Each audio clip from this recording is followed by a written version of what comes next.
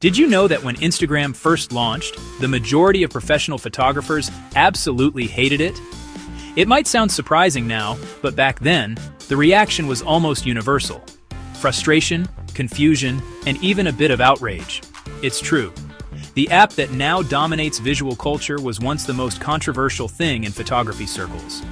Let me take you back to 2010, when Instagram was just a quirky new app on the scene. Back then, photography was still seen as a specialized craft, something you spent years perfecting. Then, almost overnight, Instagram drops, and suddenly everyone's a photographer. With a few taps, anyone could slap a filter on a blurry selfie and rack up likes. The barrier to entry was gone.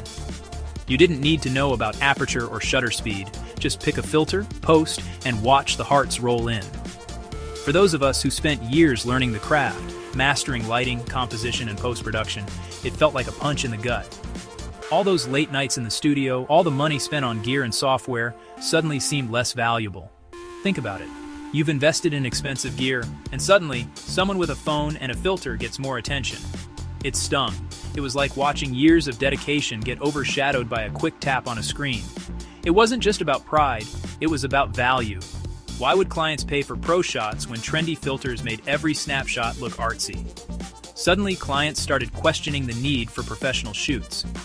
Can't we just use Instagram? Became a real question in meetings.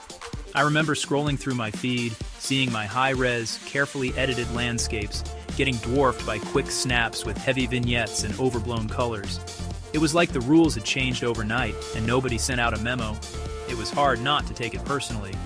For many, it felt like the world no longer cared about the skill and effort behind a great photo. Many photographers felt like Instagram was cheapening the art. The craft was getting lost. Years of work boiled down to a square crop and a retro filter.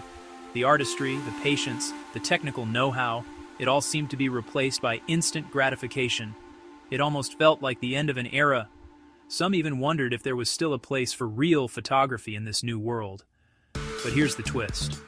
While a lot of us hated Instagram at first, something crazy happened. The very thing we feared started to open unexpected doors. The platform exploded, and suddenly, it wasn't just about filters. Photographers began to use Instagram as a portfolio, building audiences they could never reach before. It became a place to showcase real work, not just quick snaps. Instead of gatekeepers and galleries, now we could share our work with millions, instantly. The playing field was leveled, and creativity found new ways to shine.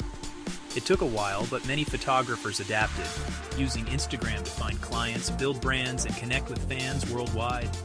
Suddenly, your next big opportunity could come from a DM, not a gallery opening.